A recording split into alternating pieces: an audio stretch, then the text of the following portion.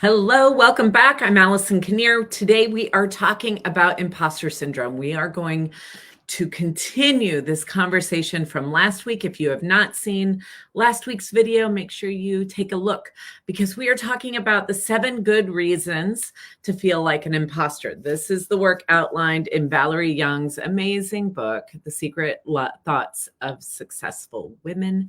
And today, we're going to break down the final 3 things. And the reason why I separated these out today is because these are some conditions that are really outside of one's control. They are really conditions that are a part of the company culture, of our greater society. These are things that are deeply embedded in our society that are impacting women every single day, not just women. People. So let's get into it. And once again, Secret Thoughts of Successful Women. I cannot recommend it more. So this is the 5th reason, perfectly good reason to feel like an imposter. Number 5, you work in an organizational culture that feeds self-doubt. Is it safe to ask questions? Is it safe to not know? Is it safe to make mistakes? Is it okay to fail forward? Is there a culture of learning and growth and development? Or is there a culture of punishment and assumptions and blame? Are people in your company, if you work in a company where there is a tendency to throw people under the bus, people are not going to operate at their best. They will, maybe, for a short term because they're desperate enough, but they are not going to work at their optimal best. They're going to be racked with self-doubt. And we'll talk later on if that actually matters. They're going to lead to burnout, having to navigate a culture where it feels deeply unsafe to ask questions, to make mistakes. Then you can become overwhelmed with the sense that you don't know what you're doing. You can feel isolated, even if you're working in partnership with other people. We don't operate as our best when we have a target on our back. So if you're feeling some extra imposter syndrome and you know you work for a company culture that feeds self-doubt, that likes to keep everyone on their toes, then just know that it may not be you. It may be a reflection of the company culture. Okay. Number 6, you are a stranger in a strange land.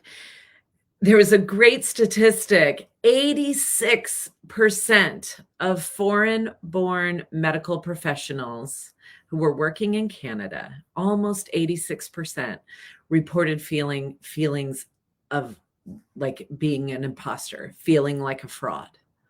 86%. If you grew up in one culture and then work in another culture, you're going to be constantly feeling like you don't belong. And that sense of belonging goes a long way to feeling confident in yourself.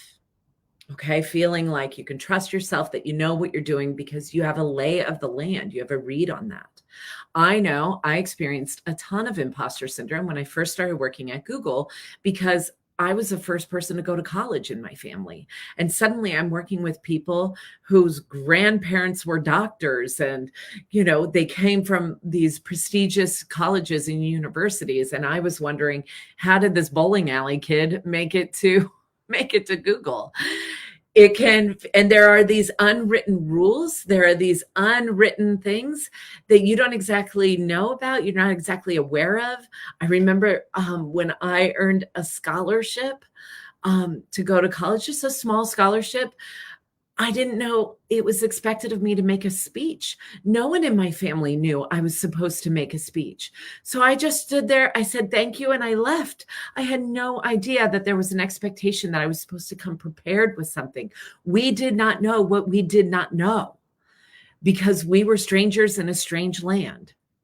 And if you are a woman working in any kind of corporation, let me tell you, this is one of the reasons why women who work for corporations or in the field of higher education, why they are so commonly racked with imposter syndrome. I believe it's 70%, between 70 and 80%.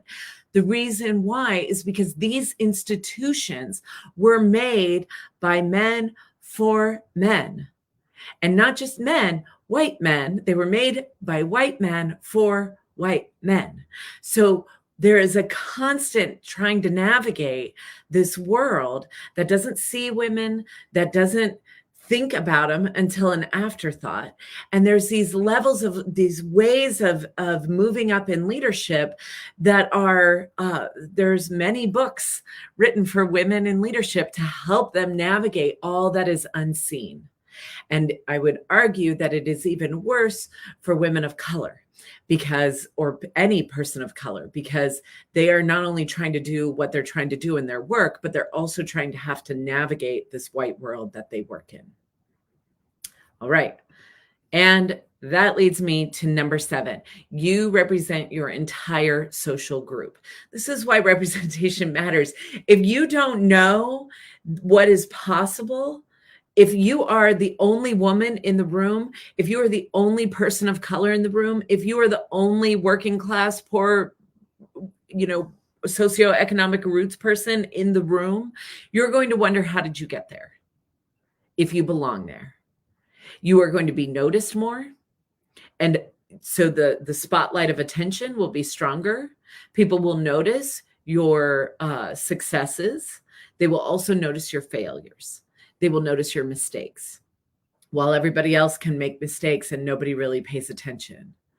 So if you are representing your entire social group in situations, then you can begin to doubt yourself. You can doubt yourself not only around, this is when imposter syndrome can get really crippling, because you feel like you can't actually move. You can't actually move forward, because what if you make a mistake? What does that mean for you? What does that mean in other people's perceptions of your entire social group? So this is where we need to do better. And you can also get into your head, was I hired because I'm brown? Was I hired because I'm a woman? Was I hired because I'm Black? It can start to feed into those insecurities as well from that point of view. This is why we need to build more inclusive practices. And if people think, oh, we've done a lot, we've come a long way from before, but I'll tell you, as of just a couple of years ago, I remember moving to I was a childcare director. I moved to a center, and there was one person of color that worked there at the time that I was hired, one out of 20 people. And the applicant pool, the people applying for the jobs, I would say at least 85% were people of color.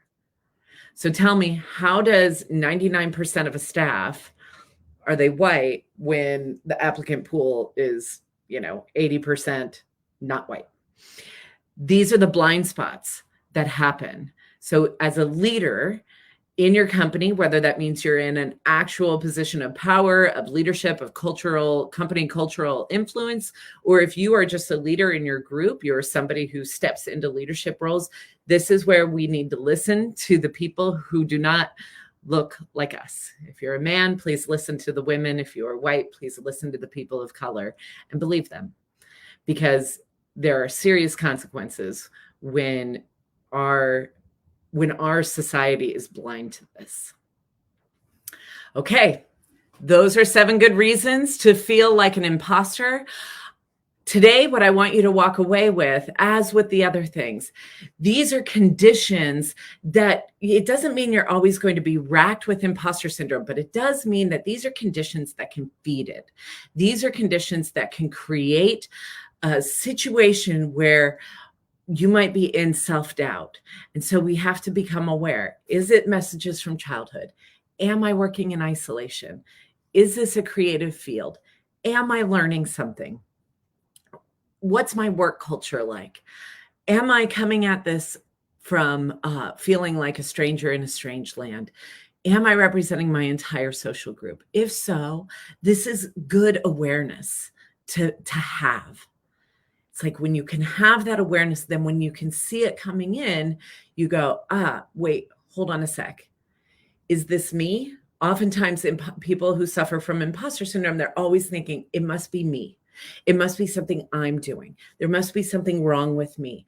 But these 7 good reasons to feel like an imposter, what I hope is that you can then see, maybe there's something in me that can shift, that can change, where I can step into my confidence, I can step into my power a little bit more.